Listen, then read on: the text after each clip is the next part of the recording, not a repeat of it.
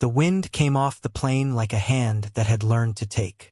It pushed itself through the broken picket of his porch, through the seam where the door never quite closed, and into the bones of the man who had learned to answer to loneliness like a clock answers to the motion of a pendulum. He woke to that wind, as he had woken for years before light, before the birds tried to remember their songs, with the taste of dust at the back of his mouth and the memory of a name that had no immediate shape. He dressed by touch, felt the worn cuff of his shirt, the thin leather of his boots, the cold bite where his collar had frayed, and moved like a machine that had been made for this alone, to set the small house to rights, to make coffee that tasted of ashes and to look at the horizon as if it might be answering him by accident.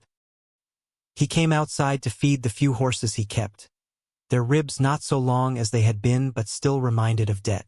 The land lay wide and pale. Winter had passed and left the earth shy of color, flattened wheat stalks like old stories. He worked with the same care he had once given to a rifle, deliberate, steady hands that missed nothing. The shovel bit into frozen ground with a dry sound. The world made little complaints and he ignored them. He lived with small rituals. Knives oiled, fire stacked, water drawn. His name, what remained of it, was spoken only by the wind and by the lone dog that had chosen him the first year he arrived and that now watched him with the quiet focus of something that had seen how easy it was for a man to fall apart. He had been known once as someone else. A man who could speak and charm, and once, long ago, had a woman who laid her head against his shoulder. A son had laughed like a bell.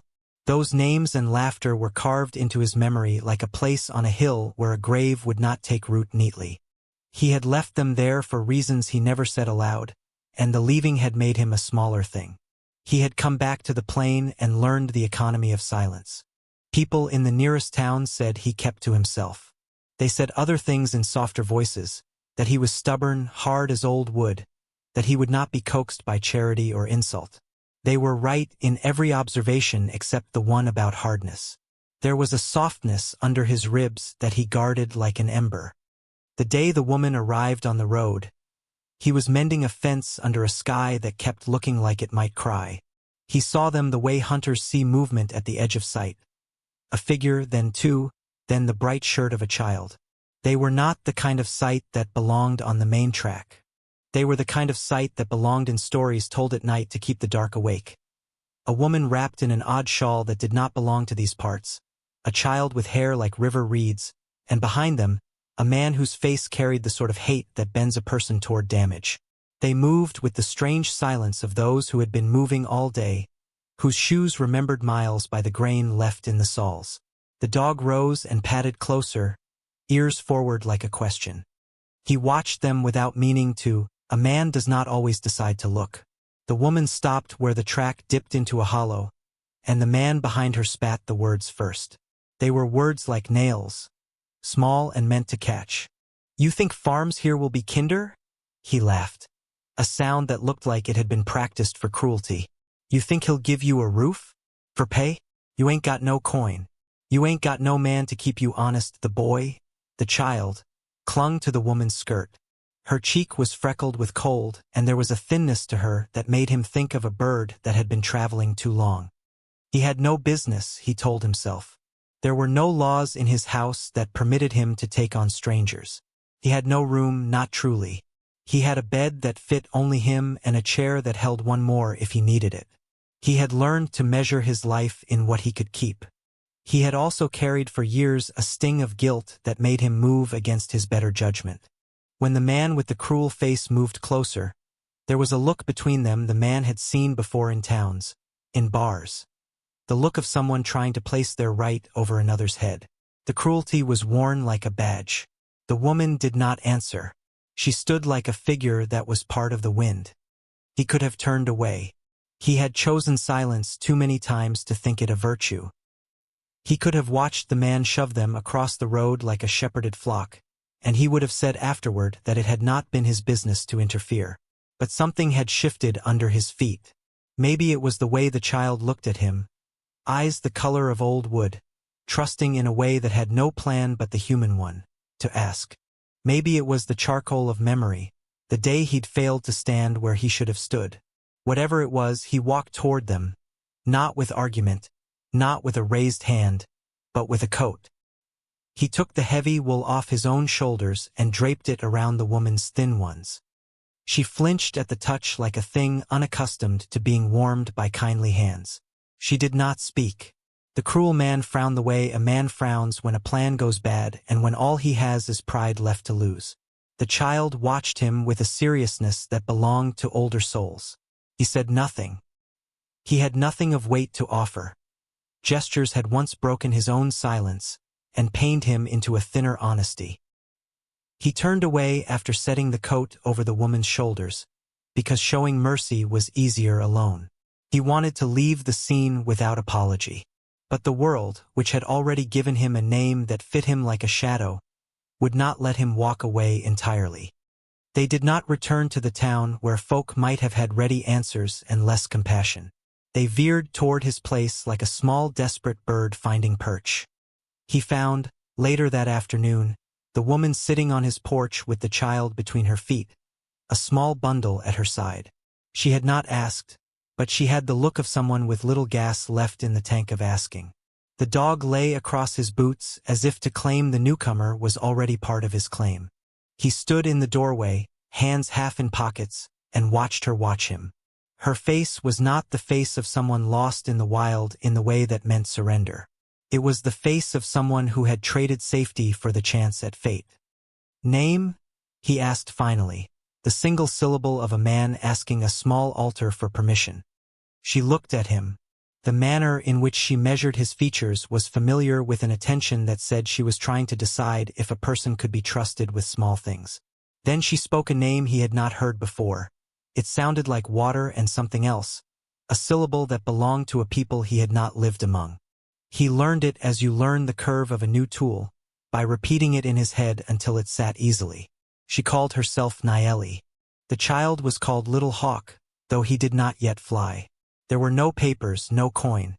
There was an old piece of jewelry on her wrist that might once have been bright. The crooked man who had followed them cursed from the road and spat at her as he moved on. His absence felt like a small mercy. He did not ask how she had come to be in this place. It would be rude and it would pull open what she had folded closed. They made plans as if they were strangers forced to live under a single roof. He offered her the small lean-to in back, a space that winters called guest, and that summers called storage. She refused with a look that made him think of the way someone refuses to be bracketed by fear. Instead, she slept on the floor of his parlor, wrapped in the wool he had given. The child slept on his chair.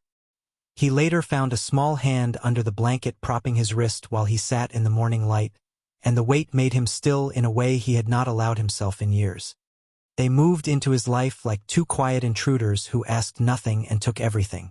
She cooked sparingly, with the kind of economy learned when pots are scarce. She cleaned, not to impress but because disorder made her anxious. Each action she did held the patient dignity of someone who had learned not to parade strength.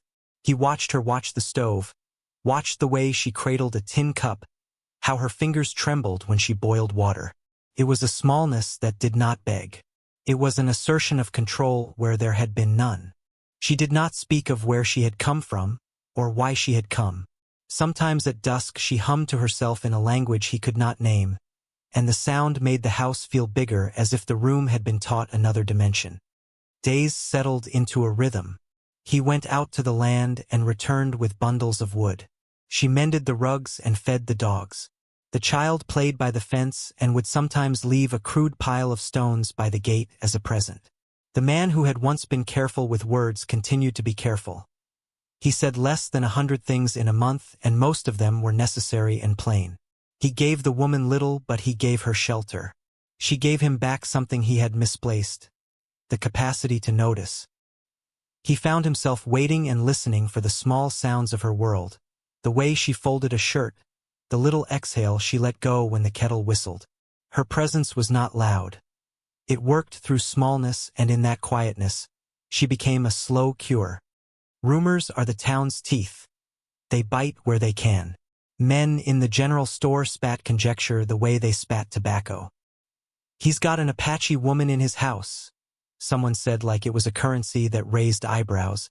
"A bride," another added, as if that word could salt the story with sin. The word spread, soft at first, then gaining weight. They did not know her people.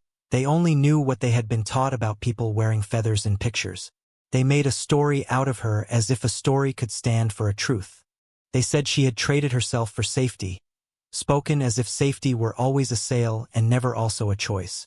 The cruelty of those voices did not reach the man in ways that hurt him. He had grown used to being a repository for rumor.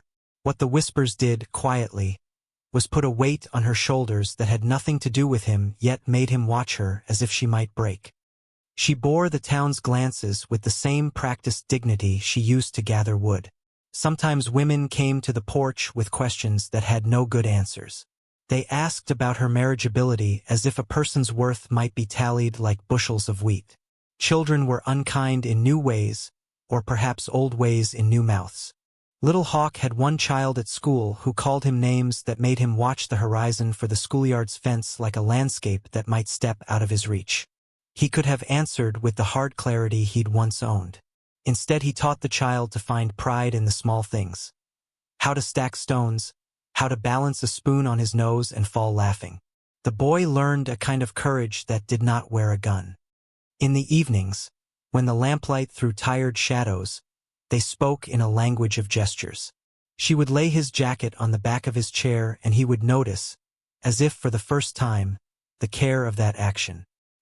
He would bring in stacked firewood, and her fingers would hover, then settle, as if accepting help was a decision that required practice. One night, during a storm, the roof leaked in the back and Nayeli moved with speed through the cold, mending what she could. He worked alongside her, more natural now in the shared labor than he had been with any man in years. When lightning lit the sky, it was not the shadow of his old life that looked back but the small, steady flame of the present. The history that had rooted in Nayeli's face, a past she did not volunteer, curled up at the edges like old parchment. It would appear at odd times. A flinch when someone spoke harshly, the way her eyes slid away from razor laughter, the way she paused when she heard a horse's hoof that matched a memory. Once he found a faint scar at the base of her neck. He did not ask then. He had learned the utility of silence. When she told him, weeks later, of something that had happened on a road far away, she did not ask for pity. She only asked to be believed in the modest way people ask to be trusted with water. The man from the town who had cursed them once returned on a morning that smelled of frost and bad news. He rode into the yard with the swagger of a man who had been told of himself in exaggerated terms. His horse was well fed and his jaw had the color of foolish rage. "She's my bargain," he said flatly, as if the people in the town had left him the job of claiming what he thought belonged to him. "She owes me a life. I took her from my tribe. I kept her 3 nights and now I want what's mine." He meant to make the place smaller. He had imagined that fear would have more purchase than courage. People come to such declarations with the hope that others will take sides or that silence will stink and force a decision. The man's voice rose and with it a small crowd materialized like the town's waiting for entertainment. There is a particular power to being watched by people who want to be scandalized. Nayeli stood quiet, her jaw set. Little Hawk clung to her skirt as if the fabric was the tether that kept the world from moving too fast. The man kept repeating his claim as if it were an incantation. He stepped forward then, not because he wanted to spoil a spectacle, but because the world had thinned to the sound of a child's heartbeat, and that was all the clarity he needed. He moved as if through water, each step measured. The crowd quieted not from respect but from the familiarity of men drawn to a prospect of violence. The cruel man's plan was the same plan as always. Shout until the other man stands down, or shoot until the song of self-righteousness finds an end. He had a shotgun slung across his lap like an old friend. "She's with me," the man said. His voice had the gravel of a river rock and the steadiness of an old rope. "Ain't bought, ain't sold. Chosen." It was not an eloquent statement. It was not meant to be. The words landed, plain as iron, and did their work. The crowd stirred, some to choose a side, some to distance themselves. The cruel man laughed then, and the laugh had the sound of a man used to other people's fear feeding him. "You? You soft-hearted fool. You got no place for her. You got no say." No one had ever heard him speak this way. The town had seen him as a quiet recluse, an unremarkable man. When he stood and put himself between the woman and the bully, the atmosphere changed like a room after a window is opened. Men measured him anew. A few, who had known him in other seasons, remembered the temper and the steady eye he'd had in another life. They looked at him and watched his stance, the shoulders not wide but set, the hands not fidgeting but still. He was not the sort to raise his fist for sport. He was the sort to stand where he was needed. The cruel man took another step forward, hands on his gun the way a gambler fingers cards. Naeli did not move. She watched with a face made of winter patience. Little Hawk, for his part, let go of her skirt and stood with a steadiness that belonged to children who decide not to be small. The town's eyes darted here and there, searching for a way out that would not dishonor any of them. Sometimes honor is nothing but a convenience, and sometimes it is an obligation that costs you something solid. He did not make a speech. He did not try to reason with a man whose mind had been fixed on cruelty. He did what the man inside his history had almost forgotten how to do. He let himself be seen. He rested one hand on the shotgun inside his porch, the weight of the thing like a testament. "You leave," he said, and the sentence had no bravado. It had the force of a person who had counted their losses and decided some kind of rightness must remain. The bully spat on the dirt and then, after a breath that was too loud, he left, walking backward as if the ground had suddenly grown hot. When the dust settled, the small crowd thinned like fog. People went back to their shops with new stories, tales to tell over coffee. Naeli broke her silence at last that night, sitting on his porch with the lamp thrown so that their shadows lay on the boards like two things that might grow used to touching. She told him, in halting sentences that carried the steadiness of someone used to speaking only when necessary, that she'd traded the certainty of staying in a place where she had no right to be safe for the risk of trying to be safe on her own terms. She spoke of people who had been taken, of those who had made deals to survive, of a life where choices were often made under duress. He listened the way a man learns to listen to a wound, with gentle fingers and without quick cures. When she was done, he told her a small piece of his truth. He spoke of a boy who had run like light through his house, of a woman who had sewn a small mark inside a jacket so she could find it by feel. He told her of leaving and of staying and what each had cost. He did not say, "Forgive me," or "I failed." He said instead what he had always been able to say in the small language of deeds. "You're welcome here." She looked at him, eyes wet and bright in the lamplight, and for the first time in months, maybe years, he saw something begin to unlace inside her face. It was not an undoing. It was a soft, precise opening like the first fold in a map that shows you where to go. They went to bed that night like two people who had agreed to keep a secret. One who carried an ember and the other who promised to feed it. The dog curled at the foot of the bed like a bridge between them. Outside, the plane made its spare noises. A distant howl, the creak of a fence. Inside, in the house that had been his solitude for so long, there was a beginning. It was small. It was fragile. It was, like all beginnings, vulnerable to being snuffed. But it existed, real as a lantern's glow in dusk. Morning came with a thin sheet of frost on the porch. The world looked at them as if it wanted to test their claim. He went out to bring in wood and found that someone had made a small fire pit just beyond the lean-to. There was a circle of stones with a char marked black, and inside it, a scrap of cloth folded carefully. It was Naeli's shawl, her beads threaded like a small newspaper that told a story without words.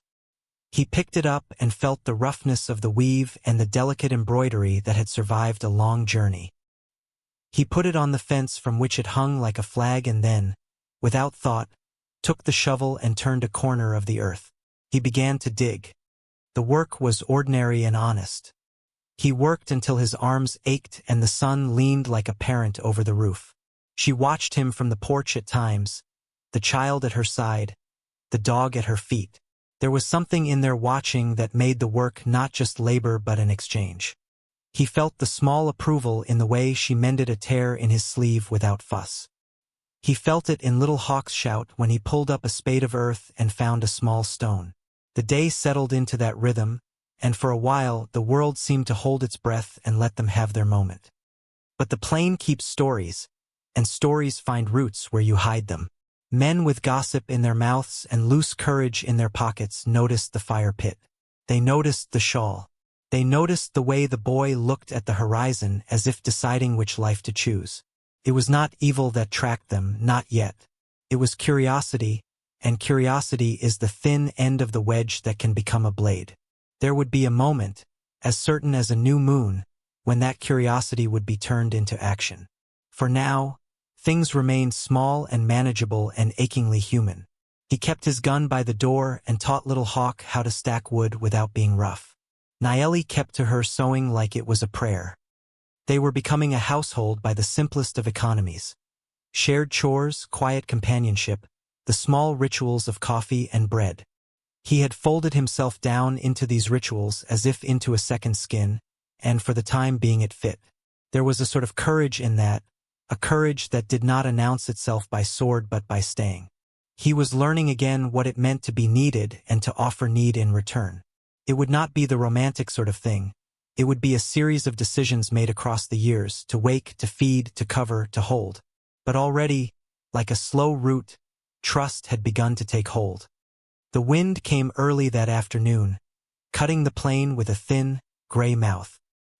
He had been mending the fence when the dog stopped mid-chew and listened, ears pricked to the road as if it could smell rumors like rain. Little Hawk had been chasing a beetle along the outer posts, laughing without meaning to, and Naeli was at the stove, fingers resting on the iron lid as if the heat could steady her where words had not. He kept his shotgun leaned by the door because habit had braided itself into muscle. It sat there like a promise, heavy and honest. The house, small as it was, smelled of wood smoke and the faint sweet of the coffee they shared each morning. A shawl lay over the back of his chair now, dusty where its newness had been rubbed away by Little Hawk's restless hands. They had learned the rotations of light, who woke when, who took first watch, which plank in the floorboard complained if you stepped the wrong way, and the quiet of it had become an architecture they walked through together. When the first of them came up the lane, you might have thought it a single man with a swaggering gait, a man full of rusted teeth and sharper gossip. But the crook of his arm held two others like notches on a knife. A thin one who shuffled his feet and muttered to please the leader, a woman who carried her chin like a shield and a skillet that might have had better uses. Their boots kicked up the plain with a kind of practiced loudness, the sort of noise that had always belonged to people who lived by taking. They stopped at the fence, and the leader scanned the house as if looking for the exact place to plant a story. "Thought you were rid of her," he called, voice thick as old rope. "Thought you'd sent her back where she belonged." The dog rose without sound and moved to stand between the man and the yard, a low rumble in its chest that had the texture of old thunder. Little Hawk froze, one hand on the rail, eyes as round as the cup he'd dropped earlier that morning. Naeli did not come to the door. She stayed with the stove, where the heat could cushion her in case the words got closer. The man walked to the gate with the heaviness of one who had counted on the panic he would bring. He had not expected the silent man to step out onto the porch, shotgun cradled in that slow, careful way he had of holding any work thing. The plain smelled of turned earth and a small spring of damp grief, like the smell that came after a stove had been extinguished. The leader's grin found its place like a hook. "You should know better than to take in the likes of her," the leader said, as though the man were a child who'd stolen fruit and brought it home. "They bring trouble, they bring what they lost. Folks talk. We don't go asking," the man said, and his voice was a plane of low timbre. He did not raise the gun. He did not need to. It was enough that it rested in the crook of his arm, a learned weight that meant he had spent nights awake over 1,000 small dangers. The bully laughed, and the laugh was a dry, brittle thing that puffed dust from his collar. "What's she got that you want?" the leader asked, stepping forward with the arrogance of a man who had never had to look into a child's face and be moved. "A skirt that don't fit? Some story to warm your bed? You blind, old man?" The accusation folded into the plain like a thrown rag. Things like that had a way of finding the weakest seam and pulling it. He could have answered then with the small brutalities he had once let himself fall into, the bitter retorts that had pushed people away. But there were now two small sets of eyes watching from inside the window pane, and so he did what he had never thought to do. He placed the shotgun across his hands and stepped down off the porch. No speech. No salve. Just the plainness of a man standing in his own yard while a bully made calculations. You heard him, the leader said, and he moved to stalk the line of the dog. He stuck a boot in the dirt near where Little Hawk had been playing as if to mark a claim. The dog did not stir to bite. It only showed its teeth like weather. Move! The dog surprised him by snapping forward, by lunging with a small, precise motion that demanded space. The leader lost his footing on loose soil and flailed, and the smaller man, who had tried to be a shadow for someone else's cruelty, fell with more sound than sense. The woman shrieked something sharp and meaningless. People watching the road from the other side might have thought the scene a common sort of clear-up, nothing worth remembering tomorrow. But the man in the yard had not come to the gate to watch a show. He had come to pull a boundary through the air, a line that the bully could not see until he had stepped over it. You leave, the man said. Only this time there was something behind the words that had not been before. Not apology but ownership. The leader, mouth curled like a spent wish, tested the line. He would have pushed, had the town not been right there on the road. Had there not been the cadence of rumor waiting to be rounded into its next shape. So he walked away, pretending he had never meant to frighten anyone, while muttered curses pressed between his teeth. He did not return that evening. He left with the posture of men who feel they still own the right to breathe other people's space. When the dust had settled, the man went back inside. The dog padded after him, tail dipping like a compass finding true north. Little Hawk came down from the fence and clattered his small hands on the table, making a sound that said everything and nothing. An apology, a relief, a settling down. Nayeli stood at the stove with her hand on the kettle, eyes lifted only to the steam. She did not look like someone who had been rescued. She looked like someone who had been kept safe for a moment she had not expected. That night, after they had fed each other in a kind of rotation they had made without negotiation, after the child had been tucked into the man's chair with a blanket wrapped up to his chin and had fell asleep with a thumb seeking a familiar place in his mouth, Nayeli spoke. The evening was quiet as a held breath. A brass lamp burned low, throwing the small house into angles of gold. The man sat with his hands on his knees, the shotgun leaned against the wall like a sleeping animal. He did not ask questions he already knew the answer to. He never had in the tones of older men. Nayeli did not offer up her history as a farmer does a sheaf. She worked at the words as if they were stitches and she was unlearning how to make them useful. I used to light fires for people, she said, and the sentence came like a stone dropped in a shallow river. I would mend their pots and warm the bread, sweep the floors, the things you do so other people can think you are clean. I had a place once. I had a small light that I kept. They took it. The sentence ended with her hand closing on the edge of the table. I woke up one night and the light was gone. Some nights you can still smell it. Some nights you wake and you think it is back. He heard the story as he heard most things now, in the spaces between the words, in the silence that listened for how the sentence would break. He could tell she was keeping a part of it for herself, as if not all memories were meant to be given away. For his part, he did not offer the map of his own fall. He had given that up to no one.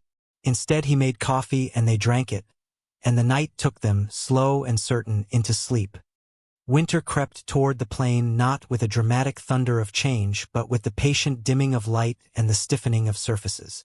The dog slept at the chair's feet. Little Hawk learned to tie a crude knot in a length of cord, and Nayeli found a place for the shawl the man had uncovered in the earth by the fire pit, the one she had never said anything about.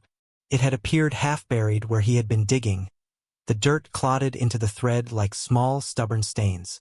She held it and pressed the coarse weave to her face, and for a moment the stiffness in her shoulders relaxed as would might in a warm room.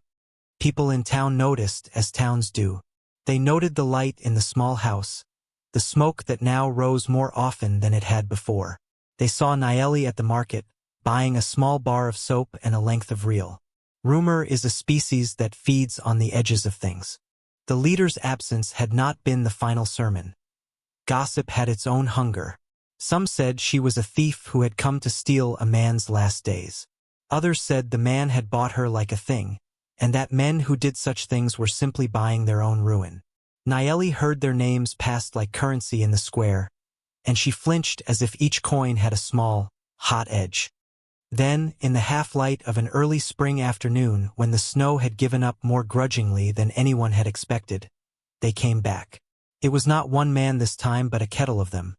Some from town, some just passing, all with the look of men who had rehearsed outrage until it fit their faces. The leader was there again, a little more brittle, a little more sure he had allies. They stopped at the fence, and the air tasted like a storm that would be made of small cruelties rather than lightning. "You still keeping her?" someone called, and the voice carried a kind of gleeful malice. They pried at each other's stories like hands trying to find the soft place beneath a boot. The man came to the door and opened it only a little, the shotgun beside him like a promise as it had been before. This time the leader did not move close. He stayed with his cronies, as if the body of the group could protect his bravado. "You been telling anyone she's free?" the leader asked, trying on the role of prosecutor. He pointed with a thick, stained finger at Nayeli through the window. "That you keep her here for your own pleasure, taking and taking. Folks say you've got a heart softened by the weather. You call yourselves saints, but there's no saint in you." The leader was loud, but his loudness was brittle. He needed the crowd to give his life form. The others tittered. A woman pulled her shawl tighter as if to keep the cold of hearsay from coming in. Little Hawk ran to the door, small shoulders wedged against the threshold, and the leader laughed then, pointing at the child as if mockery could be made useful. The man caught the child's hand in a movement that was not the holding of possession but the making of a place. He did not raise the gun. He did not have to. He began to speak, and the speech that surprised them all was not the harsh one they expected but something quieter, a steadying. "She's here because she came here," he said. The sentence was a plank of wood across a dark brook. "She's here because when you were making your noise on the road, she came to my house, asking for shelter. I gave it. I didn't bargain. She's not for sale and she is not property. She is a woman. The child is a child. It should have been enough. Words sometimes are." But the man in the leader's hat stepped forward and spat a challenge that was all teeth. "Who made you sheriff of the plain?" he asked. "You got no right. You were a family man once, everyone knows. Where's your wife? Where's your law? You think we'll stand for this?" A laugh picked up like wind over winter grass, and then, in the middle of that sound, the man, who had wanted to stay silent for so long because his silence had become a way of keeping the old hurt from spreading, did something he had never done in his life. He took down the shotgun. He put his finger on the stock and moved it slowly toward his shoulder. It was an old, deeply felt gesture. He did not threaten.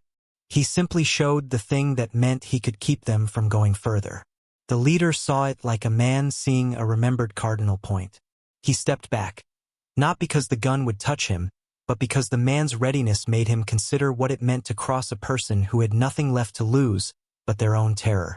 The leader's cronies made themselves useful by deciding to go. They left with the usual slurs and the consolation that they had spread enough rumor to keep their reputations alive.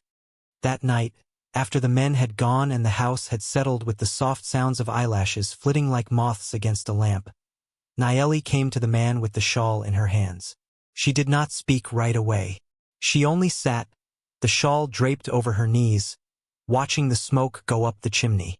The chair where Little Hawk slept held the outline of a small body like an imprint, a map of small warmth. "You found it," she said at last, voice thick. "The way birds find the place they were born. I used to wrap myself in this when the days were cold.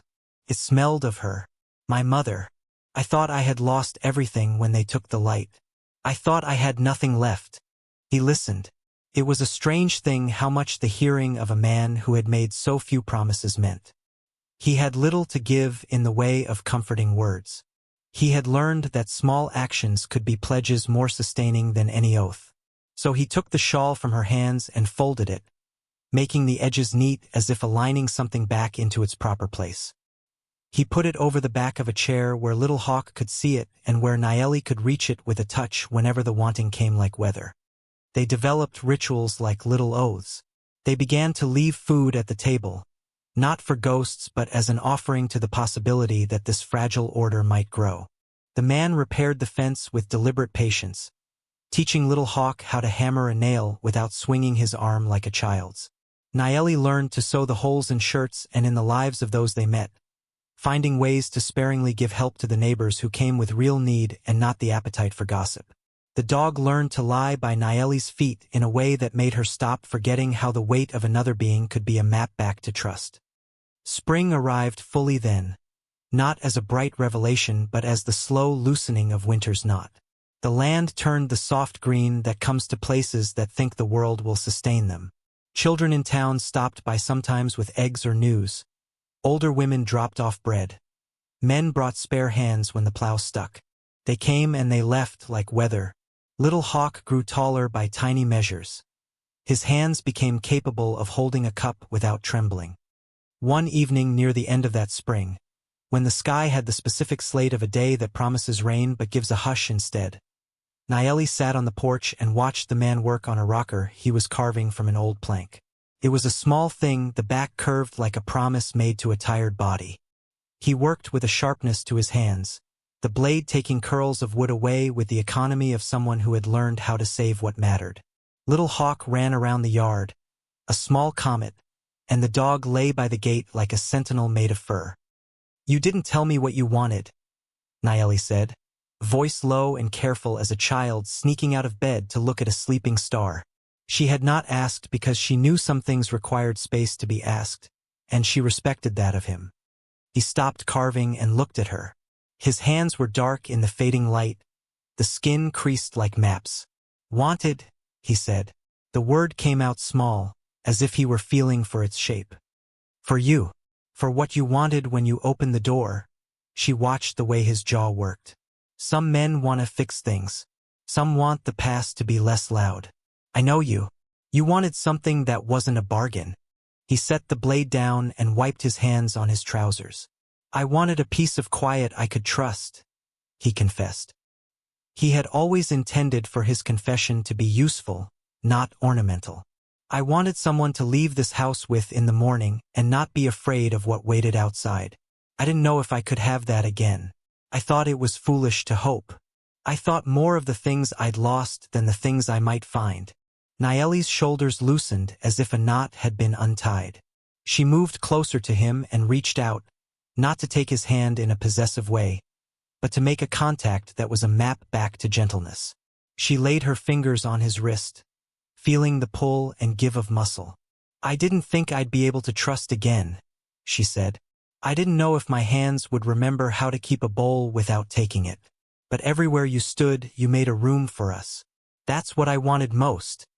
They sat with the night coming down like a blanket. No loud avowals were needed.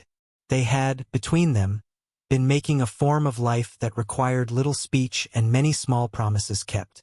Little Hawk ran up and fell across Naeli's knees, a small heap of rest.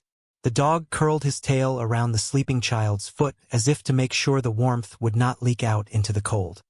Trouble came not as a storm but as a small test. The winter had taught them that what you build out of quiet and caution can be fragile if exposed all at once. News traveled slowly, then quickened. An old neighbor with a loud tongue said he'd seen the leader at a tavern talking loud about things that would cause trouble. A man who liked the taste of winning told a story that made it to the town's edge. The leader had learned to play in packs. Fear can be as contagious as kindness when there are men who know how to look for weakness and then pounce. They came back the next month, not with the bluster of a raid but with the patient cruelty of people who had decided small malices were easier to administer.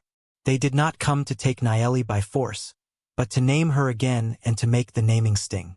They stood at his gate and made some old comments about the woman he'd sheltered, about what it meant to take in strangers, about what that signified. They said things that were meant to erode the small trust he and Naeli had made. Sometimes the attack is not the breaking of a window but the slow, insistent twisting of the lock until the hinges surrender. This time he did not stand behind the gun at the door. He opened it wide and stepped out, not alone. Nayeli was beside him, the shawl over her shoulders, a small and visible claim that was not for sale. Little Hawk held the man's free hand, a living tether. The dog circled at their feet. There was more to the line they drew now than the gun's shadow. It was the way they stood together, the way their bodies made each other larger than they had been alone. "You can talk," the leader said, motioning to the crowd as if they had been invited to a show. "Say what you like about a house where women hide. Say it and see who believes you." The leader's men laughed. They wanted the sound to be big enough to drown out the truth. But the truth had already been doing its slow work. There, in the yard, were the neighbors who had come in the last months. The woman whose child they had saved from a fever and who had brought bread as thanks. The old man whose plow had been mended. The couple who had needed a tire fixed and found their refusal softened by a hand that had been taught to fix things without asking for payment. They had come not to fight, but because in the months since the man had taken in Nayeli, the acts of kindness he had performed, small, steady, unfancied, had built themselves into a quiet loyalty. "What do you want?" the man asked, and there was no edge in the voice, only a kind of settled endurance. He had learned to treat words like weather. They pass and then the land remains. The leader bristled and found his smallness trying to make itself big. "We want people to know what sort of house this is," he said. "We want respect." "You want what you always wanted," said an old woman from the crowd, thin-lipped and steady. "You want to take what you think you deserve without paying for it. You call it respect." The leader's anger wavered because he did not have an argument that was not mean. He had only his old ways and they were fraying. The crowd murmured, some with the soft, cautious tone of those who had seen too much in their time, others with the sudden delight of a story that promised one more slight victory. The leader found his mouth, and what he produced was less a plan and more a desperate noise.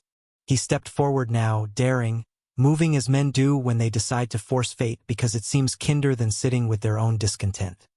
The man moved with him, not to meet his violence but to make a boundary firm. Words were used then, simple human things. "You take your leave," the man said. "You make any trouble here, you leave us the same as we let you leave. Quiet and unbothered. You do not call her names. You do not lay hand on the child. You do not come back." There was the length of a held breath. Then one of the leader's cronies, a man who had always been able to claim the freedom to hurt, tried a shove. The man stepped aside, pulled the offender away from the group, and pushed him gently but firmly to the ground. Not in anger, but in the simple act of removing the man from the line of harm. The leader, seeing his plan falter, chose then to turn and walk away with the sort of cowardice that has a sound like a broken hinge. They watched them go like a small storm moving off the plain. The town's gossip would swell for a time.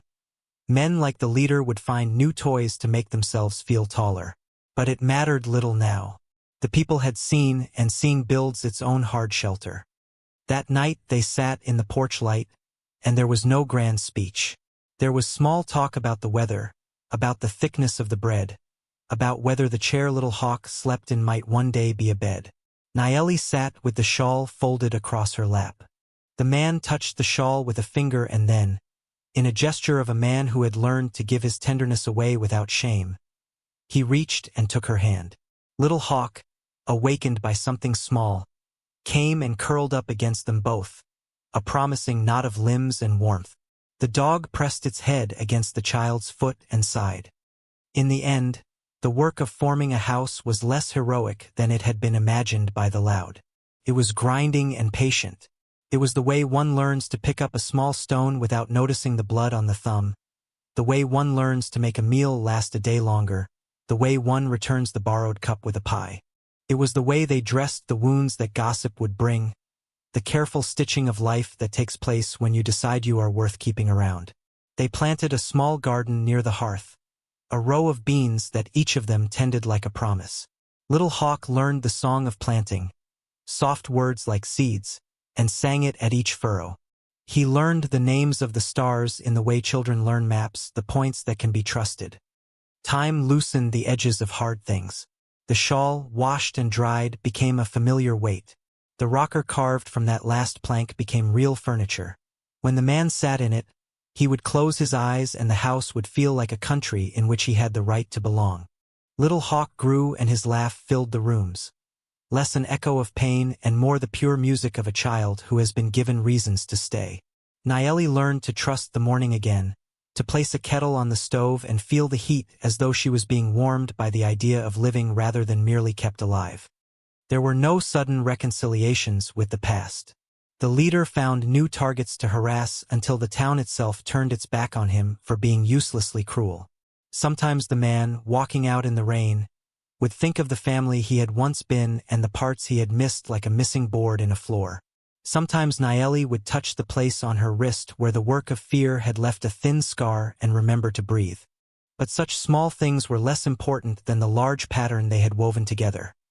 A house made not of walls alone but of the ordinary, repeated acts of kindness that gave it a life. When the first frost of the following winter came, it did so as a quieter event than the previous seasons. They were ready. They had a supply of wood, a jar of preserves, a roof that did not leak, a dog that slept heavy at the threshold. Little Hawk, now taller and steadier, would sit in the rocker by the stove and put coins into a small tin he kept for things that might need mending. They had built enough trust to make a small economy of favors, to pass them among themselves like candles lit one from another. The man sometimes thought, in those nights when the moon lay hard on the plain, of the graves on the hill and the names he had once spoken aloud. He had stopped being a man who could only give away memories.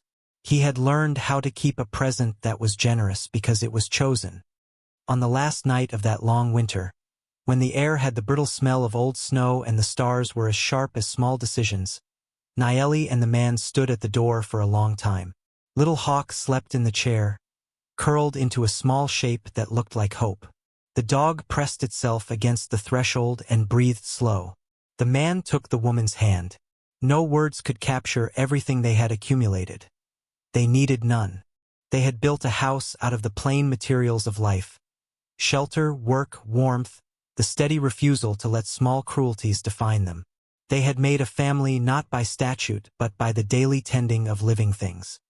When morning came, it was ordinary and good. They ate their bread, they mended a shirt, they laughed at a broken pot. The shawl hung from the back of the chair like a story that had become ordinary, and that ordinariness was the very proof of victory. Outside, the plain breathed in its habitual way. The dog lay by the gate and lifted its head whenever the wind changed, listening to the world like one who had been given permission to care. They would never say that they had fixed everything. They would not romanticize their own survival. But they would say, in small acts remembered by the hands that did them, that where silence had once been a refuge, it had become a home. They had made room inside themselves for one another and for the child who had found, in a shelter, a cradle. They had learned that love does not have to shout to be real. It can be the quiet turning of a key, the closing of a door, the lifting of a cup to say, I am here with you. From dust and silence grew a house. From two guarded hearts grew a family. The dog slept, Little Hawk dreamed. Nayeli leaned against the man with a tired, steady trust, and he, who had thought his days were measured in the loss he carried, found that his hands could again be used to build rather than hold a grave. They watched the plain together, and though the world beyond the fence still had its hard people and its old noises, they had found a place where they could be more than what they had been. It was not a miracle. It was a slow, honest gathering of ordinary courage. It was enough.